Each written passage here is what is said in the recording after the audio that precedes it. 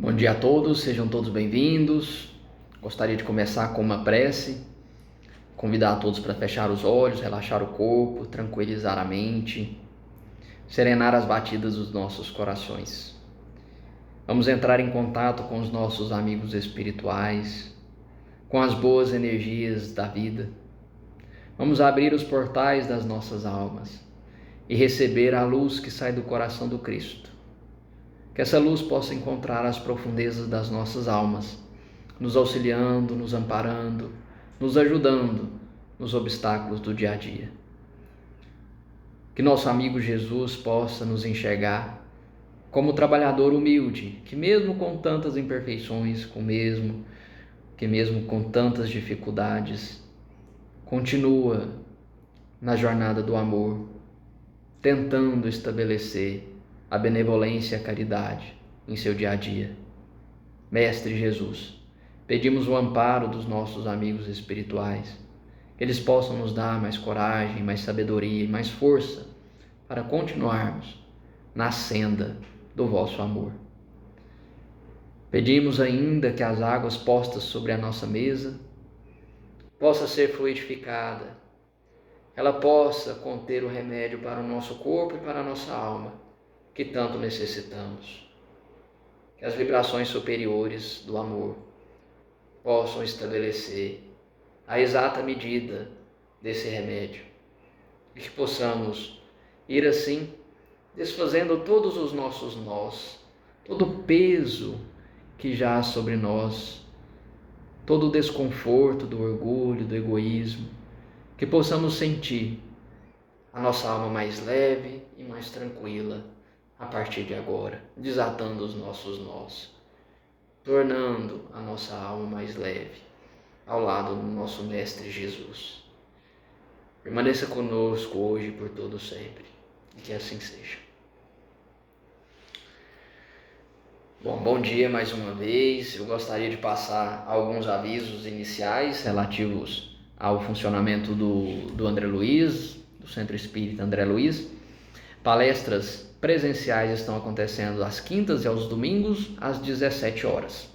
Então, quem quiser ir presencialmente, são adotadas as medidas de segurança em relação à pandemia, de forma que a gente tente evitar ao máximo a aglomeração, o contato, enfim, tomando todas as medidas, o uso de máscara, distanciamento, álcool em gel na mão, enfim, com essas medidas estabelecemos aí as palestras presenciais às quintas e aos domingos às 19 horas.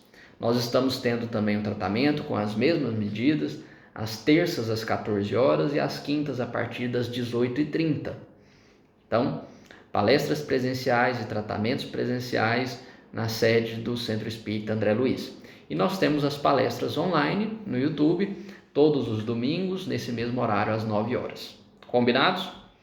Vamos então conversar um pouco aqui sobre o casamento, essa união de almas e como que o Espiritismo enxerga isso. Eu gosto muito de um autor chamado Luc Ferry, ele é um francês, não tem nenhuma relação com o Espiritismo, pelo menos não que eu saiba, mas ele escreve um livro chamado A Revolução do Amor, e eu acho esse livro muito interessante. Ele divide o casamento em 3 fases, né? Primeira fase é aquele casamento do Ocidente mais tradicional que a gente conhece, ligado a um religiosismo muito forte, não é? Então, o casamento nas nossas encarnações passadas, principalmente nós que, penso eu, estamos reencarnando, né, já há um bom tempo ligados a essa cultura ocidental, cristã.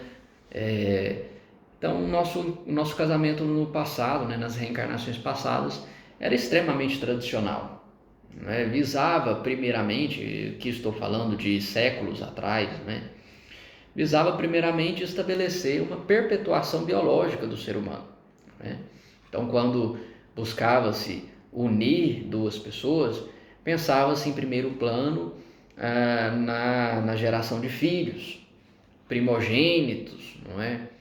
E Em segundo plano, buscava-se estabelecer também um acordo patrimonial. Fazia parte de estratégias patrimoniais das famílias arranjos de casamento dos seus filhos. E também, ao lado de filhos e patrimônio, né? Então a gente viu que tinha uma importância esse casamento mais tradicional dessa primeira fase. Filhos, patrimônio, tinha também uma importância de união de famílias, nomes de famílias. Então fazia-se uma análise, né? A família, será que ela é nobre, será que ela não é? E, enfim, com base nessa análise, escolhia-se ali os casamentos, arranjavam-se os casamentos. Eram basicamente esses três propósitos, né, do casamento mais tradicional no nosso passado mais distante. E não fazia, em hipótese alguma, não fazia parte desse arranjo o amor. Pouco importava se o casal se amava ou não, se arranjava aquele casamento e obrigavam a conviver juntos ali durante toda a vida. Principalmente, né, no caso da mulher, que não tinha nenhuma liberdade de escolha. A mulher a família arranjava os casamentos das filhas e ela era tolhida da sua liberdade de escolha em relação àquele que melhor lhe agradasse ou aquela que melhor a agradasse. Nós evoluímos, não é? E já no final do século XIX, início do século XX, nós começamos a estabelecer então o amor como sendo causa dessas uniões e não mais essas questões patrimoniais de família. A essa fase, o Luc Ferry vai dizer que é essa segunda fase, onde nós estávamos ainda um pouco ligados às tradições, mas libertos para escolhermos, para conviver, né, para unir aquela alma que melhor nos apresentasse ali em termos de amor. Nós começamos então já nessa segunda fase a estabelecer uma liberdade para os casais se escolherem, se amarem, ainda não abandonando aquele tradicionalismo, porque a gente vai ver ainda se tinha muita dificuldade em relação a divórcios, proibia-se divórcios, embora a união começasse já pautando-se num sentimento amoroso, mútuo, na maioria dos casos, né? Ou pelo menos permitia-se que assim fosse. E por fim, na terceira fase, o Luc Ferry vai nos dizer a fase que nós estamos, né? E para essa fase, eu gostaria até de citar um outro autor chamado Zygmunt Bauman. Ele escreve sobre o amor líquido. Na verdade, ele escreve sobre a liquidez do mundo, tem vários livros, né? Mas um dos livros que eu acho interessante é sobre o amor líquido, onde ele vai analisar, né, o nosso mundo como ele é hoje e o quanto isso interfere nos nossos relacionamentos. Nosso mundo hoje, pessoal, ele é muito rápido, né? Muito fluido, a tal ponto de, vez ou outra, pela facilidade de acesso das coisas, pela facilidade de aquisição das coisas, a gente nem dá tanto valor assim, não é? Se hoje nós temos internet, a gente compra qualquer coisa, e informações instantâneas, qualquer coisa que você precisa saber, você dá uma googada, né, e sabe. Enfim, nós estamos num mundo fluido onde o consumo, né, e essa rapidez acaba interferindo nas nossas relações. É essa a análise que o Zygmunt Bauman vai fazer. A interferência desse estilo que nós estamos vivendo hoje no mundo, dessa forma de se viver hoje no mundo, com tantas informações rápidas, com tantas possibilidades, né? Como que isso está afetando os nossos relacionamentos? É um questionamento interessante, e mais interessante é a conclusão dele. Ele vai nos dizer que os nossos relacionamentos também estão ficando fluidos, líquidos, a tal ponto dele falar que a geração nova, ela não mais está se relacionando, ela está se conectando, né? Então, por exemplo, nós estamos em tempos de Wi-Fi, e se a sua Wi-Fi, se a sua rede não está dando certo, está com problemas, a internet está baixa, a velocidade está baixa, a gente pega e faz o quê? A gente troca, não é? troca de rede, troca de Wi-Fi e vida que segue, não é? É muito rápido. E segundo Zygmunt Bauman, a gente está adotando isso para os nossos relacionamentos. A gente está estabelecendo conexões e não relacionamentos, a tal ponto de adentrarmos, né, estabelecermos essas conexões superficiais, esses relacionamentos sem compromissos muito rígidos. E claro, isso vem de um medo, né, da geração, diante de tantas possibilidades, escolher uma pessoa, não é? Então esse medo ele é proporcional à quantidade de possibilidades que se tem de se fazer uma escolha. Tanto maior a escolha, tanto maior a possibilidade de errar, não é? A gente acompanha esse mesmo medo, por exemplo, na escolha de profissões, né? Quando o jovem tem que tomar uma escolha tão importante para a sua vida, né? Uma profissão, tem tanta coisa, né? E ele fica com medo de escolher. Da mesma forma, a geração atual em relação às uniões das almas. Primeiro estabelecendo conexões superficiais, relacionamentos superficiais, e não tornando isso mais sério, não fazendo compromissos mais sérios, por um medo de lá na frente ter feito a escolha errada. Então olha só, né, que pensamento, né, o Bauman teve, que análise, no meu ponto de vista, acertada ele teve. Bom, e aí esse é o desafio, não é? Explicar para uma geração os benefícios dessa união de almas, né?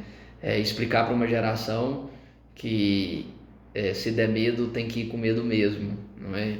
E se é uma pessoa que você ama, faça seus compromissos, não é? Assuma, né, os seus sentimentos, e enfim, mergulhe nesse relacionamento na profundeza que ele merece.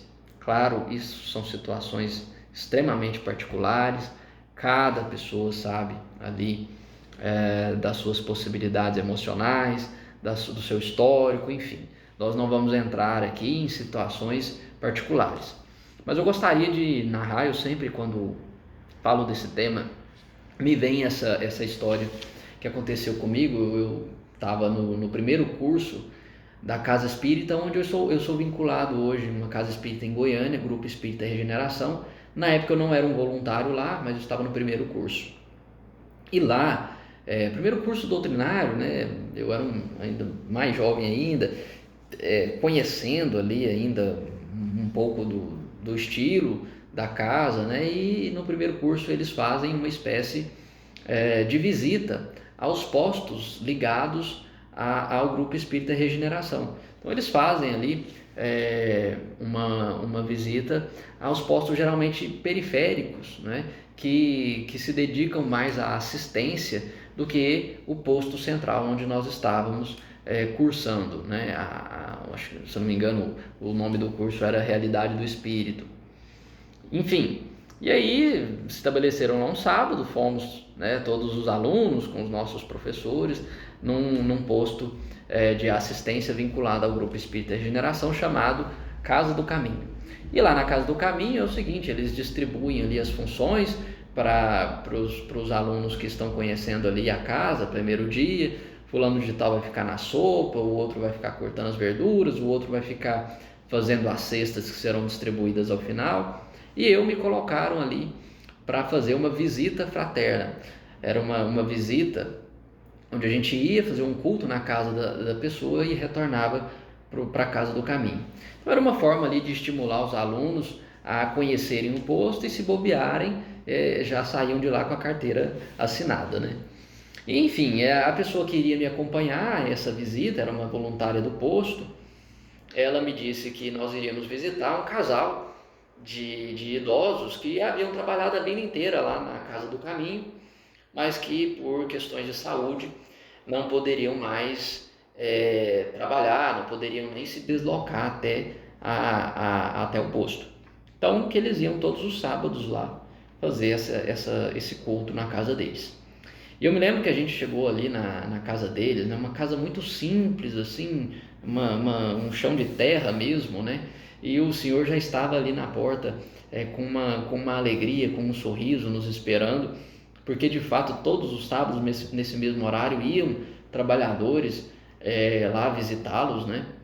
E ele já estava ali com um sorriso nos esperando, pediu que a gente adentrasse, nós nos sentamos no sofá e ele se sentou numa poltroninha e ao lado estava a sua esposa. Sua esposa estava numa cadeira de rodas e ele foi nos explicar que ela estava acometida por uma doença chamada esclerose lateral amiotrófica. Ela, não é? E é uma doença, para quem conhece, né, uma doença muito difícil, porque você fica com o corpo todo paralisado, não tem cura e você mantém as funções do cérebro. Você fica consciente em relação a tudo que acontece, mas você não pode se movimentar. Então, ela já estava numa fase bem adiantada da doença, ela só mexia o dedo e os olhos, né? E então, assim, ela estava já numa situação bem delicada. E a mãe dela, que também morava na casa, estava com Alzheimer. Ou seja, olha a missão desse senhor, né? Cuidar da esposa que estava com ela, com esclerose lateral amiotrófica, e cuidar da sogra que estava acometida, já acamada também, numa fase do Alzheimer, onde ela já estava acamada, né? Mas o que me marcou muito nessa visita foi que ao longo do culto, né, nós lemos o Evangelho, fizemos prece, cantamos, e ele ia fazendo um carinho no braço dela, da esposa. E ela, assim, ela não poderia retribuir aquele carinho, ela não podia dar um abraço nele, ela não podia dar um beijo nele, mas eu me lembro que no olhar dela, aquele olhar sincero, de gratidão e de amor, aquele simples olhar que ela dava para ele, demonstrava ali tanto amor, né? Tanta compaixão, né? Tanta gratidão. Eu me lembro como se fosse hoje aquele olhar daquela senhora, ele fazendo o carinho no braço dela e ela olhando para ele com uma luz diferenciada nos olhos. As grandes coisas da vida a gente não explica, a gente sente. E naquele momento eu senti, eu que era um jovem assim meio ressabiado com o instituto do casamento, não é? Naquele momento eu entendi, né? É isso, você se unir a uma alma para estimular, né, o seu melhor lado, para te estimular a amar cada vez mais, como Jesus veio e nos amou, não é? Esse é o objetivo maior. Eu acho que o casamento, ele é o passo mais nobre que uma alma pode dar, no sentido de abafar o seu orgulho e seu egoísmo e estimular o seu amor e a sua benevolência, não é? É no casamento que a gente é levado a nos doarmos inteiramente, né? É o primeiro passo ali que a gente faz esse movimento, depois vem filhos, não é? Mas é ali na união, né? Num acordo que você faz de compartilhar a vida com uma outra alma, que você começa a fazer esse movimento no sentido de esquecer o seu próprio umbigo, né? E assumir as suas funções do amor plenas, né? Eu gosto muito, certa vez, assistindo uma entrevista do professor Clóvis de Barros. Ele é um professor de filosofia da ECA, né, Escola de Comunicação e Artes da USP. Acho que hoje ele está aposentado, dá muitas palestras, extremamente conhecido aí na internet. Certa vez, vendo uma entrevista, ele falou algo bastante interessante, né? Nas Olimpíadas, né, quando nós temos provas de revezamento, seja revezamento em corridas, né, aquela que pega o bastão e o outro sai correndo, ou então revezamento no nado, né, na natação, a gente vê muito isso. Muitas vezes, dentro dessas provas, os competidores fazem tempos melhores do que nas provas individuais. E ele vai nos dizer que isso é muito humano, né? Nessas competições, a gente não compete mais só por nós mesmos. Quando tem amigos, pessoas, companheiros envolvidos, dependendo do nosso esforço direto ali, a gente tende a se esforçar mais, não é? Olha que ideia bacana se a gente traz isso para o casamento, né? Quando você faz um compromisso com uma alma, de conviver com ela, amadurecer junto, trilhar os caminhos juntos, olha só, você passa a exigir mais de você, no sentido de amar um pouco mais, esperar um pouco menos, né? Como diria os estoicos, né? Ame um pouco mais, espere um pouco menos. Nós vamos falar sobre isso. Mas olha só, que interessante, né? Esse movimento nosso. A partir do momento que a gente compartilha a nossa experiência com alguém, principalmente com alguém que a gente ama, a gente exige mais da nossa alma, as qualidades, as virtudes da nossa alma. É uma estratégia inteligente. Eu gosto muito de uma história que eu vi na Forbes, se eu não me engano, né? Uma historiadora extremamente renomada na sua área, não vou me recordar o nome dela.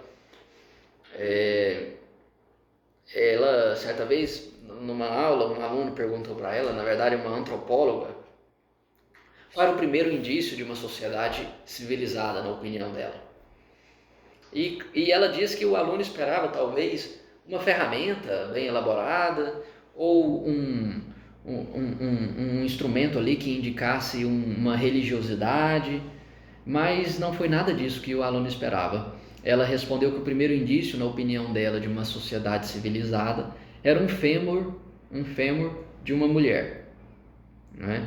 De mais ou menos mais de 12 mil anos atrás, né? Encontrou-se esse fêmur, e esse fêmur ele estava quebrado. E mais do que isso, ele estava quebrado e depois colado. Eu não entendo nada de osso, né? Não sou da área da saúde, mas eu entendo, né, que vez ou outra, se a gente quebrar e se a gente engessar ali, o osso tende a colar de novo, né? E esse fêmur, então, dessa mulher, ele havia se quebrado e depois ele havia se colado. E tudo indicava, né, que então ela não havia falecido, morrido por conta dessa lesão, que ela havia sobrevivido e posteriormente falecido de outra causa. E ela faz essa análise pensando o seguinte: bom, no mundo animal, por exemplo, se você tá lá num bando de leões, se você é um leão, né, e você quebra a pata, o jogo acabou para você, né? A natureza, o bando vai te abandonar e você vai morrer, não é?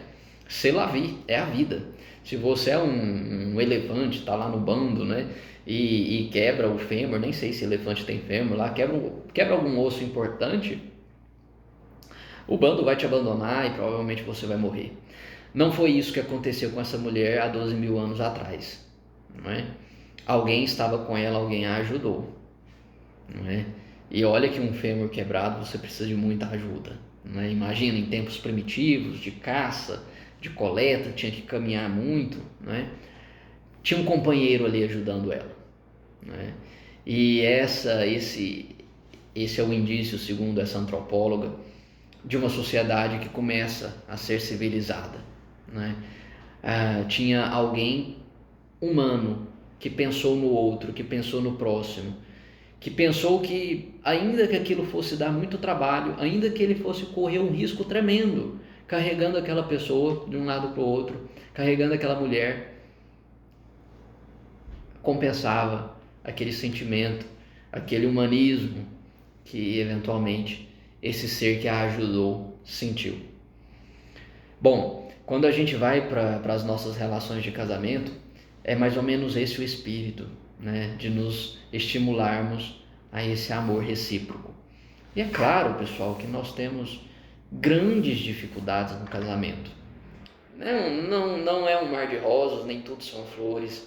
Nós precisamos nos distanciarmos desse romantismo que às vezes tentam nos vender, não é, nos cinemas, É claro que não é uma situação 100% feliz, existem as dificuldades, existem os problemas. Você se casa com uma pessoa que tem as suas dificuldades, os seus defeitos, e você tem os seus defeitos também, e vocês vão passar a compartilhar isso de uma forma mais intensa após o casamento, não é? Por isso que eu gosto muito de um autor chamado Humberto Ferreira. Ele escreve um livro chamado Vida Conjugal, onde ele vai estabelecer algumas virtudes para nós nos utilizarmos no nosso casamento. Humberto Ferreira é um expositor espírita e ele escreve esse livro, então, calcado no conhecimento espírita. Antes de falar das virtudes, eu gostaria de retomar um pouco sobre aquela questão do amar um pouco mais e esperar um pouco menos. O filósofo Nietzsche, não é o filósofo que eu mais gosto, mas ele tem uma abordagem em relação ao amor que eu considero muito bacana e eu acho genial, né? Ele vai dar o nome de amor fati. A forma como ele enxerga o amor no mundo, ele dá o nome de amor fati, que é esse amor, aquele amor em relação àquilo como realmente se apresenta na sociedade, se apresenta para você, sem esperar nada a mais, não é? Ele vai propor para nós uma reconciliação com o real. Reconcilia-te com o real, porque é o real que está aí para você, para ser vivido, para ser amado, sem esperar. Sabe aquela ideia de estou esperando a princesa, eu estou esperando o príncipe que chega num cavalo branco, eu estou esperando um homem que seja bonito, divertido, alegre, tem uma situação financeira bacana, que seja agradável e que esteja sempre sorridente. Não tem, né? Não tem. E se tivesse, em algum momento, iria acontecer algum problema, algum defeito. No mínimo, a lei da gravidade atua sobre todos nós e nós vamos ficando fora dos padrões estabelecidos atualmente para a beleza. Não é? No mínimo isso. Então, o que ele te propõe ame da forma como o outro sem esperar que ele mude, não é? E outro problema que eu acho que vem, né, dessa ideia do romantismo, né, de esperar alguém ideal, é a ideia da alma gêmea, aquela pessoa que foi destinada para você, só poderia ser ela, não poderia ser mais ninguém, e vai ser ela em todas as outras encarnações que você tiver, porque você e ela é um só. Nossa, isso gera um efeito inconsciente muito perigoso para nós. De novo, eu cito Zygmunt Bauman, ele vai nos dizer que a partir do momento que a gente estabelece esse padrão de que eu e o outro é um só, que nós somos feitos um para o outro, né? Então o outro é uma extensão de mim, isso inconscientemente faz com que eu queira mudar o outro da forma como eu vejo o mundo, que eu queira mudar o outro para ser igual a mim, não é? Então isso talvez é um problema na maioria dos casamentos, não sei, mas você que tentar estabelecer os seus padrões, os seus gostos, as suas escolhas sempre, e não é assim, né? O outro é um outro mundo, é um outro espírito, pessoal. Imagine isso, é um espírito milenar que passou por tantas experiências e assim, experiências totalmente diferentes das suas, em algumas vezes, não é? Então, com outro pensamento, com outros gostos, com outras vontades. E olha só, a beleza da vida é sermos diplomáticos nesses pontos, não é? E aí aqui eu já entro nas virtudes propostas, não é? Pelo Humberto Ferreira. Primeira questão: tenhamos diálogo, saibamos dialogar um com o outro para vencermos essas dificuldades. Às vezes o outro está bravo, né, no casamento, está lá chateado, emburrado, e você nem sabe por quê. E às vezes você se chateia, às vezes você está emburrado, e o outro não está sabendo, não é? Sentem, conversem, exponham o problema de vocês. Sejam diplomáticos. Saibam ceder. Saibam ceder naquilo que vocês podem, naquilo que não afete tanto os seus princípios. Às vezes coisas bobas do dia a dia que o outro não gosta, né? Então por que você vai fazer? E saiba expor para o outro também, olha, não goste disso, porque o outro também vai ceder, não é? A diplomacia, ela evita guerras, né? Na nossa história, quantas guerras foram evitadas porque tivemos a sabedoria de grandes diplomatas intermediando as nossas dificuldades. Então não optemos pelo embate, pelo conflito, aquele casamento que é mais uma guerra, não é? Não, saibamos ser diplomáticos, saibamos ceder no momento que precisa ceder e dialogar muito para nos conhecermos, não é? Seja romântico, outra virtude que ele estabelece aqui para nós, não aquele romantismo que passaram para nós, né? Não, mas mostre para o outro o quanto ele é importante para você, demonstre o quanto você ama o seu companheiro ou a sua companheira, e aí entenda a linguagem que ele trabalha essa visão de amor, porque tem pessoas que para te falar que te ama, te dão um presente. Outras pessoas te dão a presença. Cada um vai ter uma linguagem de amor. Saiba qual é a linguagem do seu companheiro e se esforce diariamente para colocá-la em prática, para estabelecer essa linguagem tão importante do amor. Amizade. Seja amigo do seu companheiro. É claro que em primeiro plano você é o esposo ou a esposa, mas nada impede de vocês assumirem uma postura amiga, de estar ao lado nos momentos de alegria, de se alegrar com a alegria do outro, do seu companheiro, da sua companheira, e de estar ao lado também nos momentos de chateações, de tristezas, de dar o ombro àquele que necessita, de carregar a mulher com o fêmur quebrado, não é? Olha só, tenhamos essa atitude de amizade, não é? Isso faz toda a diferença nos nossos relacionamentos, no nosso casamento. Com essas virtudes, né, eu espero que a gente tenha conseguido ao menos traçar aqui algumas questões sobre os nossos relacionamentos. É claro que é um tema que está em aberto, constantemente pessoas escrevendo sobre isso. Nós estamos evoluindo e as formas de nos relacionarmos estão cada vez mais em constante mudança, líquidas, mas que a gente tenha em mente o quanto vale a pena, né? Nós não é que sejamos obrigados, não é isso. Se alguém não quiser casar, não é obrigado, não é?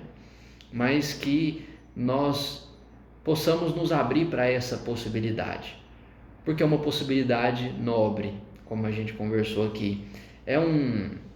Além de nós estabelecermos não uma conexão, mas um relacionamento com quem amamos, é um grande salto para o nosso espírito amadurecer com todas essas situações, esses desafios que o casamento nos apresenta. Por fim, é uma pergunta que sempre me fazem quando essa conversa é presencial, né, sobre a hipótese do divórcio, né? Sempre me perguntam isso, toda vez que eu falo isso: Lucas, como o Espiritismo vê o divórcio? Olha, pessoal, eu fico muito tranquilo para falar sobre isso, sobre a possibilidade, sim, das pessoas romperem esse compromisso. Está no próprio Evangelho segundo o Espiritismo, aqui no capítulo 22, item 4, lá no final do item 4, ele vai nos fazer a seguinte reflexão: um dia perguntar-se-á o que é mais humano, mais caridoso, mais moral, se encadear um ao outro dois seres que não podem viver, ou se restituir-lhes a liberdade. Né? Olha, esse trecho fica muito claro para nós que todos nós temos a liberdade de repensar os nossos relacionamentos, principalmente nessas situações em que um ser não consegue conviver com o outro, situações de violência, situações abusivas. Não pense que o Espiritismo te obriga a se manter nessas relações. Não seria cristão um pensamento desse. Como o próprio Evangelho segundo o Espiritismo nos coloca, é muito mais caridoso nós optarmos pela liberdade do espírito, de colocarmos a possibilidade de uma alma se separar de outra, principalmente nessas questões em que sabemos, eventualmente acontece, de violências domésticas, de relações abusivas. Ah, Lucas, mas aí vai ter que voltar na próxima encarnação com ele de novo. Tudo bem, se voltar, pelo menos ele volta um pouco melhor, não é? E se não voltar melhor, termina de novo, não é? Uma hora essa pessoa amadurece, não é? Para isso, né, já diria Leon Denis, se eu não me engano, para isso temos os séculos, não é? Nós temos a eternidade para buscarmos os nossos relacionamentos. Nós não precisamos ficar sofrendo com um relacionamento abusivo, tá certo? Eu agradeço a todos a atenção. Tenham todos um excelente domingo, uma excelente manhã e nos encontramos até a próxima. Fiquem com Deus.